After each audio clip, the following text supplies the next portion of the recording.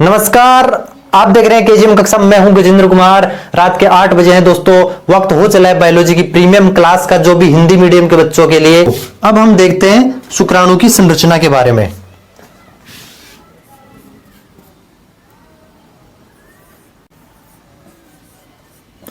क्या देखते हैं अपन? शुक्राणु की संरचना, स्ट्रक्चर ऑफ स्पर्म।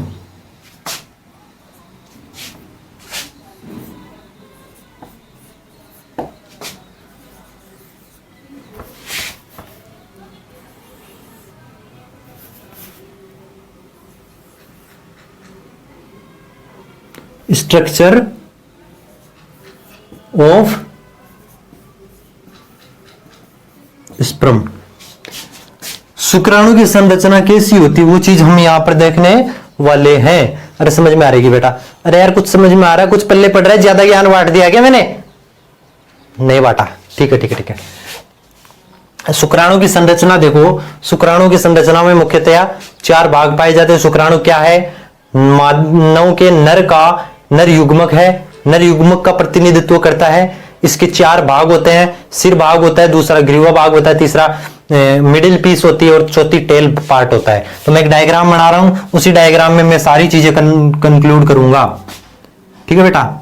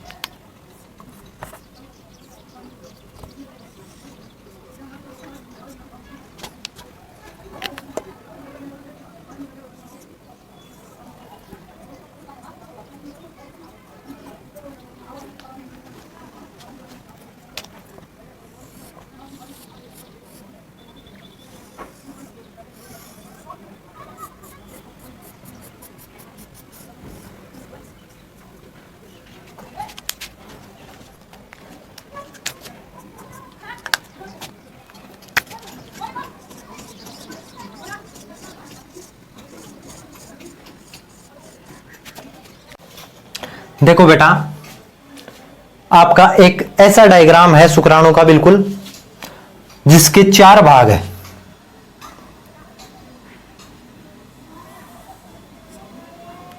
ये वाला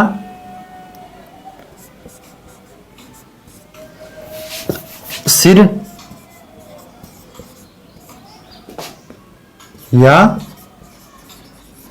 हेड,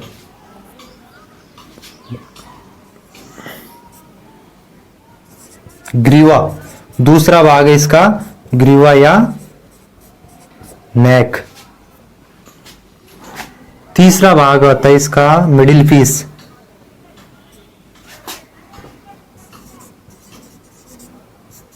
मध्य भाग या मिडिल पीस। और उसके बाद का जो भी पोर्शन है उसको कहते हैं अपन पूंछ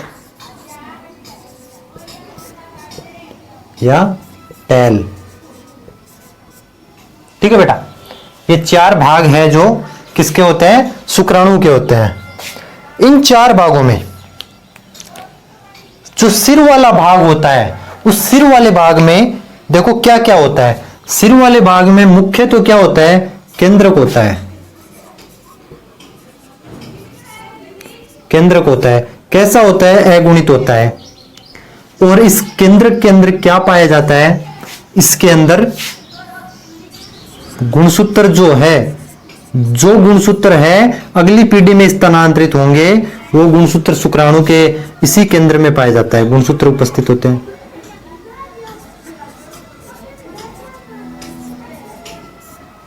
जो गुणसूत्र है शुक्राणु के अंदर, जो मेन प्रोडक्ट है जो अगली पीढ़ी में ट्रांसफर होगा, वो जो 46 क्रोमोसोम बनते हैं, वो 23 यहां से मिलेंगे, 23 मादा के जो अंडाणु होता है उसके केंद्रक से मिलते हैं। इसके ऊपर एक टोपीनुमा संरचना होती है जिसको बोला जाता है एक्रोसोम। क्या बोला जाता है? एक्रोसोम। क्या होती है ये? एक टोपीनुमा संरचना है। कैसी होती है? टोपीनुमा संरचना है।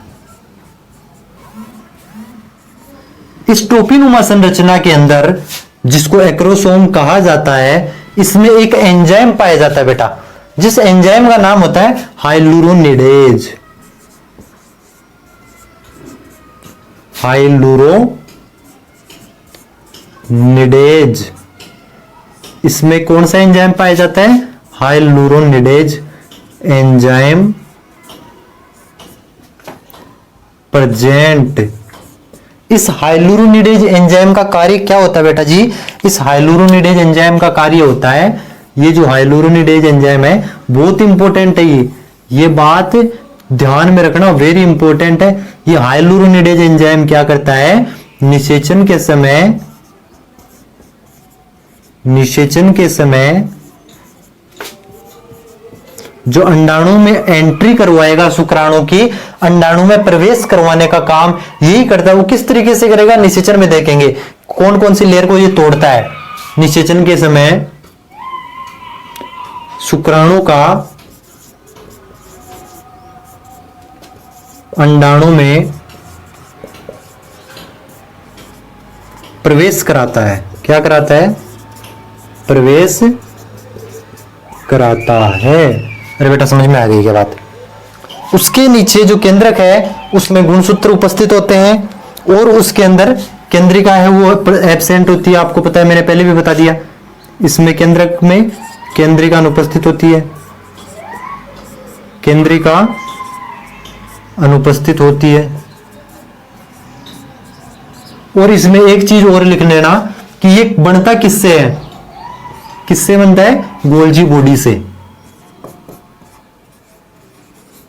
गोल्जी बॉडी एक सेल ऑर्गेनल होता है। गोल्जी बॉडी से बनता है। गोल्जी बॉडी से ये बनता है। कौन? एक्रोसोम। इसके अंदर कौन भरा रहता है? हाइलुरोनिडेज एंजाइम भरा रहता है। उसके बाद में जो ये तो सिर वाला भाग सल्टा, अब उसके पीछे कौन रहता है? ग्रीवा वाले भाग में दो सेंट्रियोल रहते हैं। ये केंद्रक के पास में है, इसलिए इसको बोलेंगे समीपस्थ। समीपस्थ सेंट्रियोल।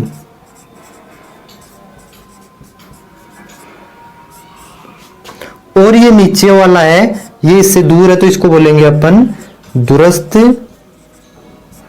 सेंट्रियोल। ये भी एक कोशिकांग होता है। ये भी हम सेल बायोलॉजी में पढ़ेंगे कैसा क्या होता है। अब इनका काम क्या होता है बेटा? जो दूरस्थ सेंट्रियोल है वो क्या करता है, और समीपस्थ सेंट्रियोल है वो क्या करता है? तो जो ये समीपस्थ सेंट्रियोल है ना बेटा, इसके बिना बच्चे होना असंभव है। क्यों? क्योंकि ये समीपस्थ सेंट्रियोल विदलन के समय, कब? जब निषेचन हो जाएगा, निषेचन के बाद में जब विदलन होता है, उस विदलन के समय काम में आएगा। ये विदलन के समय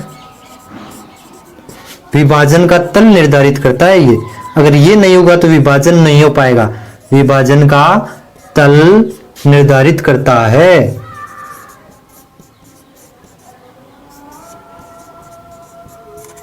ठीक है बेटा। उसके बाद में जो दूरस्थ सेंट्रियोल है, ये दूरस्थ सेंट्रियोल क्या बनाता है? ये एक्सोनिमा का निर्माण करता है। किसका निर्माण करता है? एक्सोनिमा का निर्माण करता है।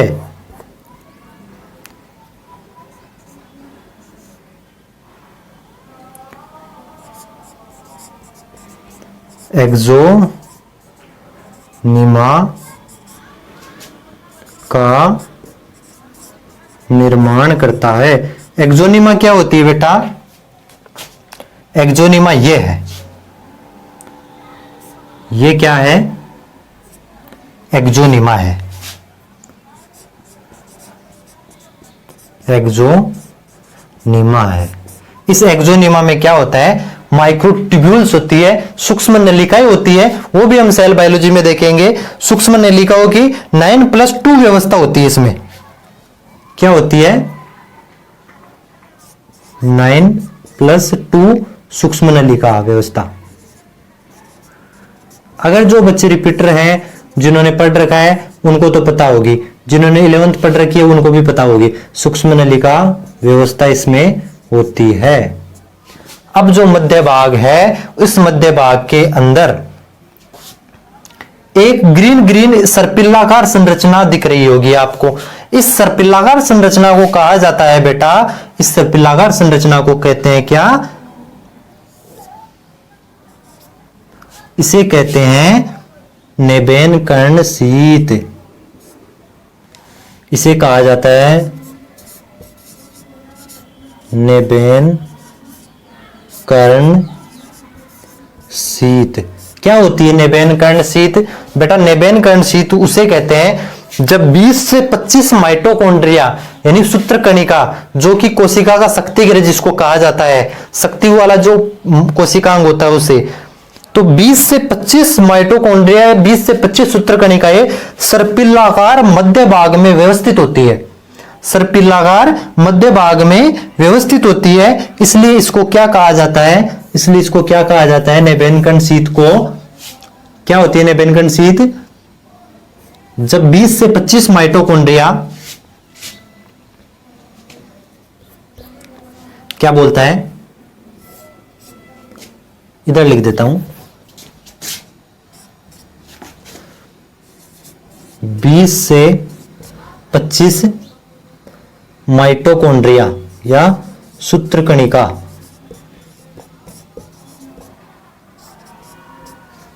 20 से 25 माइटोकॉन्ड्रिया या सूत्रकणिका सर्पिलाकार व्यवस्थित होती है।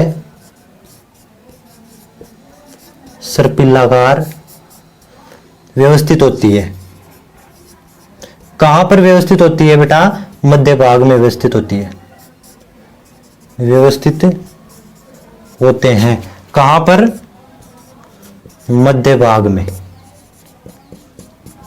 इसीलिए इस मध्य भाग को क्या कहा जाता है? इस मध्य भाग को कहा जाता है बेटा कोशिका का शक्ति गृह, the power house of sperm, यानी शुक्राणु का जो शक्ति गृह है, किसको कहा जाता है? इस मध्य भाग को कहा जाता है। शुक्राणु, एक कोशिका ही तो है शुक्राणु, शुक्राणु का शक्ति गृह, पावर हाउस ऑफ स्पर्म।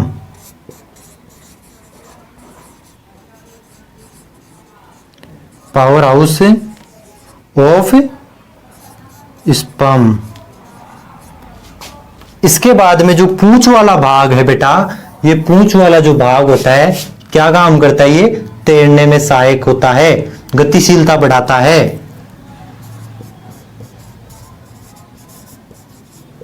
गतिशीलता शुक्राणु की क्या करेगा? बढ़ाएगा। तैरने में सहायक है। शुक्राणु तैरेगा ना सीमन में, तो उस तैरने में सहायक होता है कौन? पूंछ भाग। ग्रीवा भाग के अंदर जो केंद्रीय जो सेंट्रियोल होते हैं, समीपस्थ और दूरस्थ जो सेंट्रियोल होते हैं, वो आपस में एक दूसरे के लंबवत होते हैं, 90 डिग्री का एंगल बना करके रखते हैं। आपको दिख भी रहा होगा, एक ऐसे बना रखा है, एक ऐसे बना रखा है, तो ये दोनों आपस में क्या होते हैं? लंबवत होते हैं। इस चीज को यहां पर लिख लो, चाहे तो कहां पर लिखोगे इसको?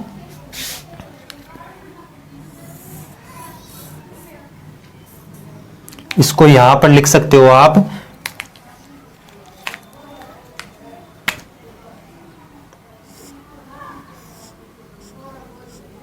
ये दोनों सेंट्रियोल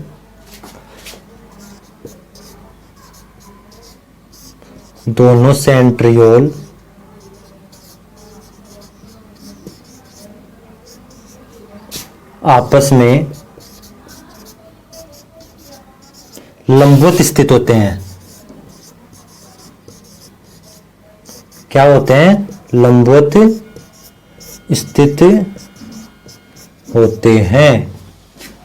समझ में आ गई बेटा? एक्सोनिमा क्या होती है?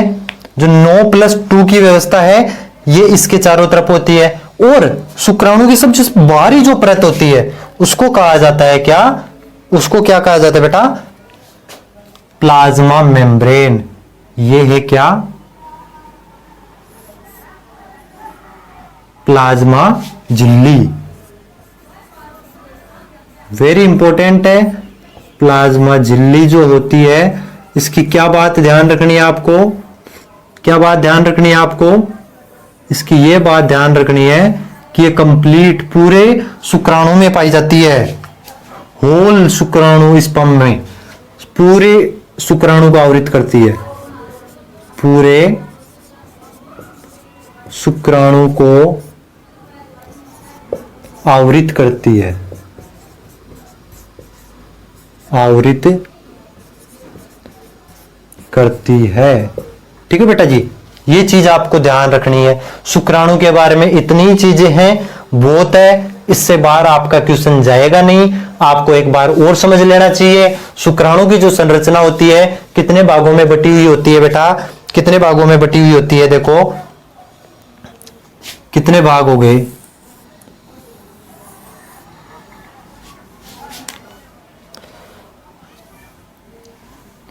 एक, दो, तीन और चार भागों में शुक्राणु की संरचना बटी होती है।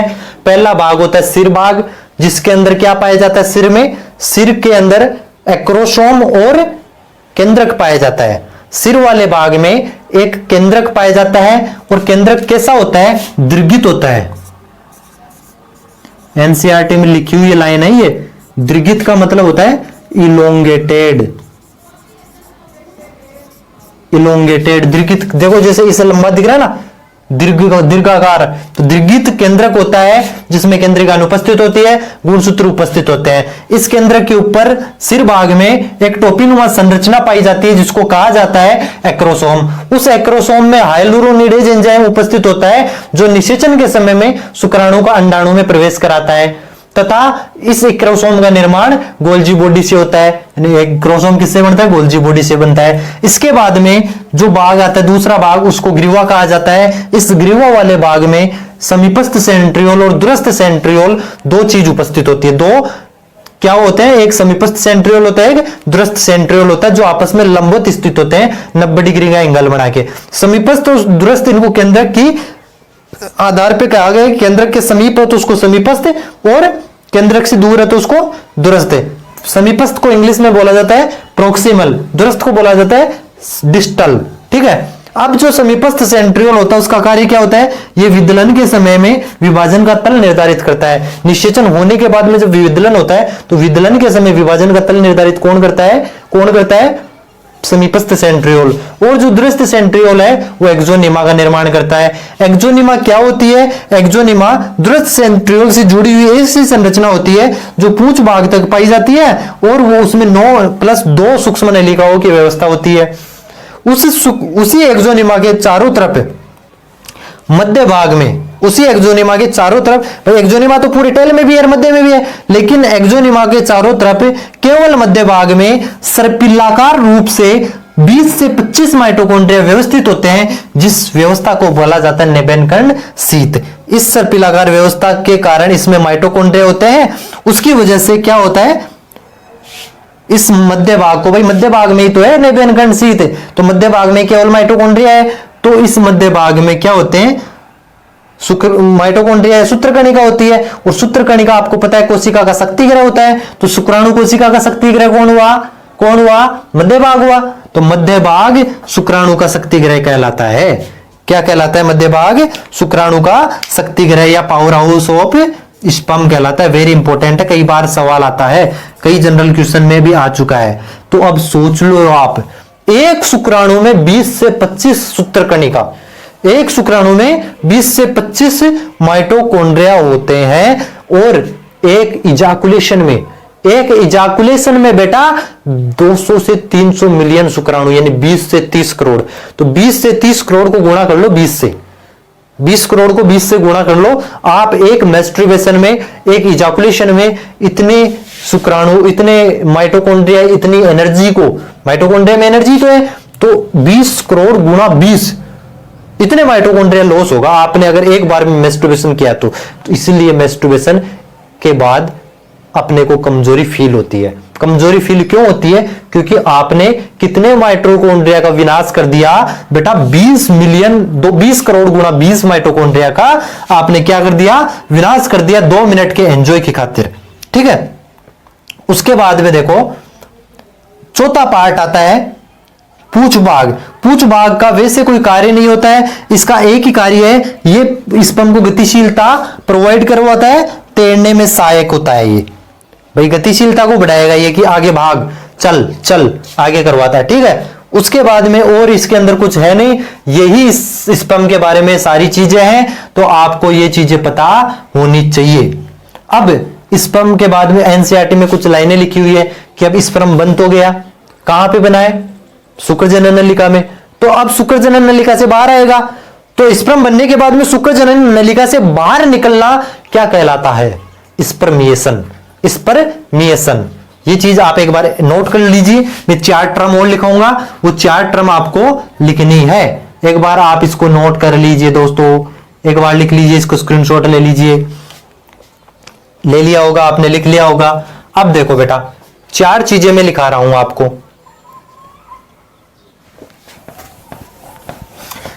भाई शुक्राणु बना तो लिया हमने, बना कहां पर है? ये कहां पर बना है? शुक्रजनन नलिका में ही बना है। शुक्रजनन नलिका में बना है, तो शुक्रजनन नलिका में थोड़ी रखेंगे इसको बाहर लेके आएंगे हम। हमारा मोटिव क्या है? इसको कहां तक लेके जाएंगे? हम इसको अंडाणु के पास तक लेके जाएंगे, और इनमें कंपटीशन होता है। 20 से 30 करोड़ शुक्राणुओं में सिर्फ एक अंडाणु को जगह मिल सकती है। कन्फर्म नहीं है बेटा, मिल सकती है, मिल सकती है, मिलती नहीं है, कभी कभार ही मिलती है। मिलती है तो फिर वो पैर जमा लेता है फिर। तो शुक्राणु बन तो गया, अब शुक्राणु कहां पर बना? शुक्रजनन नलिका में। तो शुक्रजनन नलिका से शुक्राणु का बाहर निकलना क्या कहलाता है? देखो एनसीईआरटी में लिखी हुई भी लाइन है ये, स्पर्मिएशन।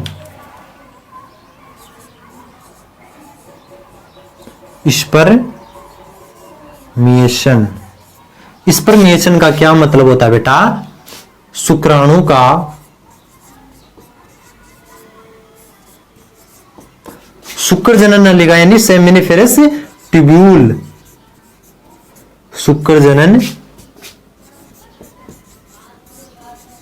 नलिका से मुक्त होना, यह क्या कहलाता है? स्पर्मिएशन। पहली टर्म हो गई। दूसरी टर्म की बात करता हूं मैं, सेमिनेशन। सेमिनेशन का मतलब क्या होता है? शुक्राणु का या स्पर्म का टेस्टिस या वृषण से बाहर मुक्त होना। वृषण या टेस्टिस से बाहर मुक्त होना। एनसीईआरटी में एक ही लाइन लिख रखी है, मैं सारी चीजें बता रहा हूं आपको। स्पर्मिएशन के बारे में लिख रखा है उसने कि जब शुक्राणु बन गया तो शुक्राणु बनने के बाद में शुक्रजनन नलिका के द्वारा उसको बाहर मुक्त कर दिया जाता है, जिसे स्पर्मिएशन कहा जाता है। तीसरा लिखता हूं मैं इंसेमिनेशन। सेमिनेशन का मतलब वृषण से बाहर मुक्त होना। इंसेमिनेशन का मतलब, इनका मतलब होता है अंदर, तो अंदर जाएगा। अब शुक्राणु का मेल बॉडी से यानी नर शरीर से, मेल बॉडी से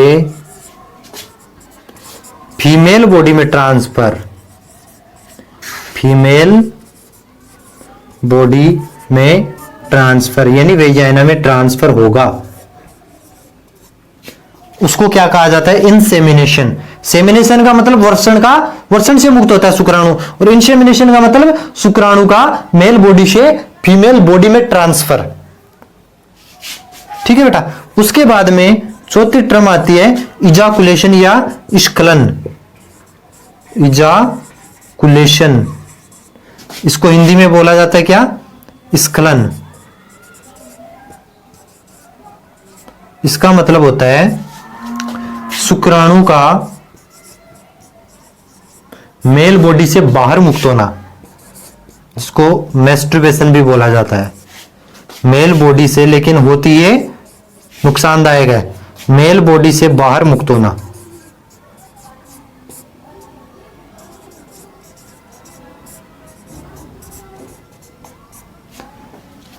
ये 4 टर्म आपको ध्यान रखने हैं। इस परम्यूटेशन को हिंदी में कहते हैं वीर्य सेचन, वीर्य सेचन।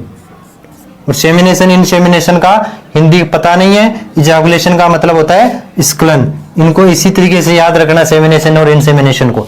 ये 4 टर्म आपको इंपॉर्टेंट है, याद रखनी है, जिसके अंदर ये वेरी वेरी इंपॉर्टेंट है। वेरी वेरी इंपॉर्टेंट क्यों है? क्योंकि ये किस में है बेटा? एनसीईआरटी में है। और एनसीईआरटी जल की रानी नहीं है, एनसीईआरटी सिलेक्शन की रानी है। एनसीईआरटी किसकी रानी है? सिलेक्शन की रानी है। तो इस तरीके से आपका मेल रिप्रोडक्टिव सिस्टम कंप्लीट होता है। आगे हम स्टार्ट करेंगे फीमेल रिप्रोडक्टिव सिस्टम की। आज आपका मेल रिप्रोडक्टिव सिस्टम के सारे लेक्चर मैंने कंप्लीट करवा दिया है। मेल रिप्रोडक्टिव सिस्टम से किसी भी कंपटीशन में 11th 12th बेस का जो कंपटीशन होगा उसमें कभी भी क्वेश्चन बाहर से नहीं जाएगा। फिर चाहे किसी की भी तैयारी कर रहे हो, कोई फर्क नहीं पड़ता है बेटा। अरे समझ में आ रही है बात?